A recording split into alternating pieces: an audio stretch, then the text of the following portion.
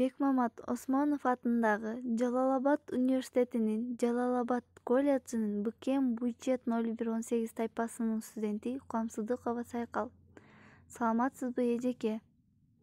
Мугалим Мамбеткожоева Анарган Садыровна. Предмет башталгыч класстарда математиканы окутуу ыкмасы. Тема көп орундуу сандарды бөлүү жана көбөйтүү. Көп орундуу сандарды көбөйтүү.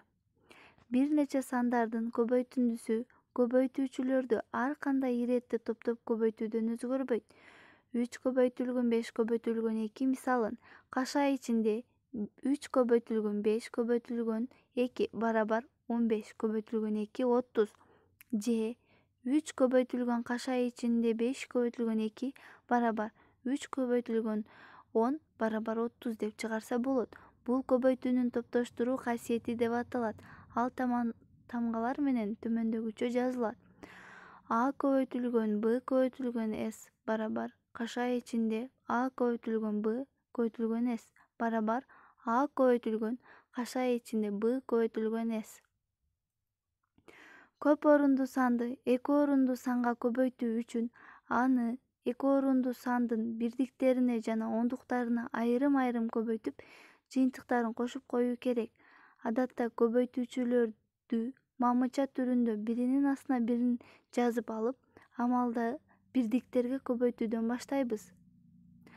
64248 санды бирдиктерге көбөйтүүнүн жыйынтыгы. Ал биринчи толук эмес көбөйтүндү деп аталат. 42832 ондуктар. 21416 көбөйтүлгөн 2 ондук. 42832 ондук экинчи толук эмес көбөйтүндү деп аталат. Ал ондуктар болгон үчүн биринчи толук эмес көбөйтүндүнүн ондуктарынын астына сол жакка кары бир орунга жылдырып жазылат.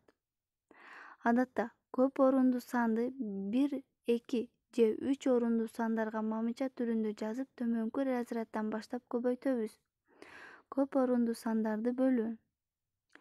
Нөлдөр менен аяктаган көп орундуу санды 1 жана 0 менен туюнтулган тегерек санга бөлүш үчүн тииндиге бөлүнүүчүдөгү нөлдөрдү бөлүүчүдө канча нөл болсо ошончо нөлгө кемитип жазуу жетиштүү. Бөлүү жогорку разряддан башталат. Тииндиде канча орундуу сан келип чыгаарын алдын ала аныктап алабыз. Биринчи толук эмес бөлүнүүчү кайсы разрядда болсо тиинди ошол разряддан башталат.